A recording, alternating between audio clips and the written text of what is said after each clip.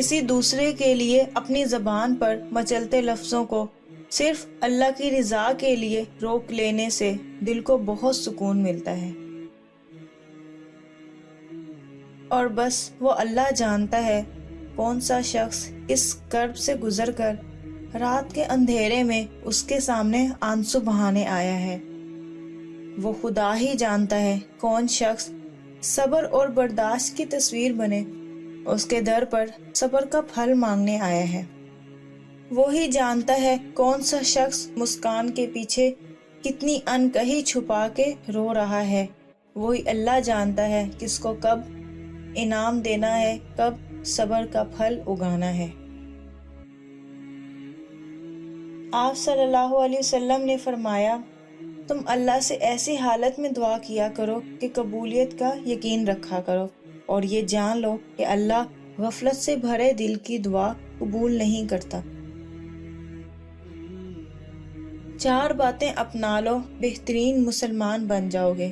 توحید کی آڑ میں انبیاء اور اولیاء کی توہین سے بچو، عقیدت اور محبت کی آڑ میں شرک اور بدعت سے بچو، تحقیق کی آڑ میں اسلاف پر تنقید سے بچو، دین کے مختلف شعبوں میں باہمی مقابلہ بازی سے بچو۔ کچھ نہیں ملتا زمانے میں محنت کے بغیر، اپنا سایہ بھی مجھے دھوپ میں آ کے ملا ہے۔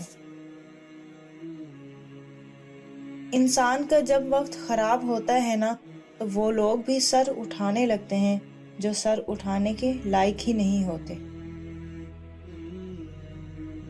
دنیا اگر ہاتھ سے نکل جائے تو بندہ غریب ہو جاتا ہے، اور یہی دنیا اگر دل سے نکل جائے تو بندہ ولی بن جاتا ہے۔ زندگی کی ساری کمائی اگر موت پر تقسیم کی جائے تو ہر انسان کے پاس صرف کفن بچتا ہے۔ دیواروں کے پاس کان ہوں یا نہ ہوں، مگر فرشتوں کے پاس قلم ضرور ہوتے ہیں۔ جب کوئی شخص خود اپنی تعریف کرنے لگ جائے تو اس کا وقار ختم ہو جاتا ہے۔ بھیڑ کے اندر چھپا اگر بھیڑیا دیکھنا چاہتے ہو تو اپنوں سے کبھی اپنا حق مانگ کے دیکھنا۔ کسی بزرگ سے پوچھا گیا غرور کیا ہے؟ جواب ملا، خاک سے بنے انسان کا اپنی اوقات بھول جانا۔ جو پانی سے نہاتے ہیں وہ کپڑے بدلتے ہیں، جو پسینے سے نہاتے ہیں وہ تقدیر بدلتے ہیں، اور جو خون سے نہاتے ہیں وہ تاریخ بدلتے ہیں۔